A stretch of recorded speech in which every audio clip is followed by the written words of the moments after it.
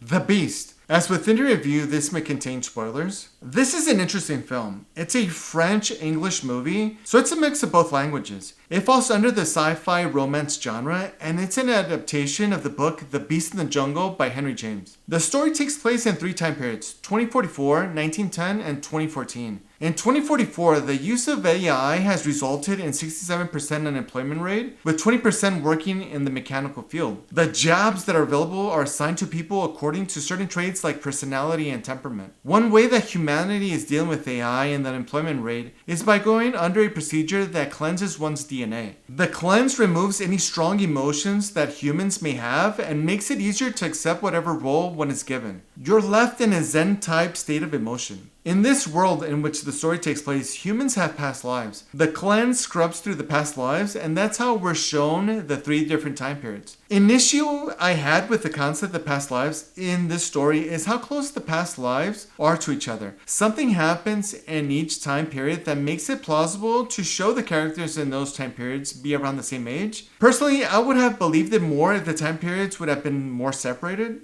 Léa Seydoux plays the main character, Gabrielle, and George McKay plays Louis. They are both great in their roles. Gabrielle is a woman who, in each of her past lives, has a premonition or bad feeling that something bad is going to happen. Without spoiling what happens in each of the time periods, something obviously happens, but it's different in each time period. The story that takes place in 1910 was the most successful. I enjoyed that past life the most. It was straightforward and simple and provided the most emotion of the 3 time periods. The 2014 past life was my least favorite, and the story just didn't work for me. It was very different, and while I could see how that story could be really interesting on paper, unfortunately it was weird and I didn't like most of it. I like weird stories, and some parts of the story I did like, but overall, that time period missed the mark. The 2044 time period was in the middle for me. I didn't love it, but I also didn't hate it. Initially, I didn't like how the story ended, but after reflecting on it, I liked it more. It's poetic in how it ended, and the overall vibe of 2044 had a Twilight Zone type feel. This film did something I've never seen before. When the movie ended, instead of playing the end credits, it showed a QR code that you could scan to give you the end credits. The QR code lasted around 30 seconds on the screen, and then nothing. I think this should be the future of how end credits are shown. Yes, it's important to acknowledge those who worked on the movie, but it should be done in a consumer-friendly way. The current way end credits are shown does not put the consumer first. You can still have mid and post-credit scenes. It will show before and after the QR code is off the screen. I wonder if film industry unions mandate movies to have credits shown, and maybe that's why we haven't seen a change in how credits are shown in films. Comment below if you stick around and watch the credits. What are your thoughts on that? Would you like to see a QR code, or are you fine the way it currently is?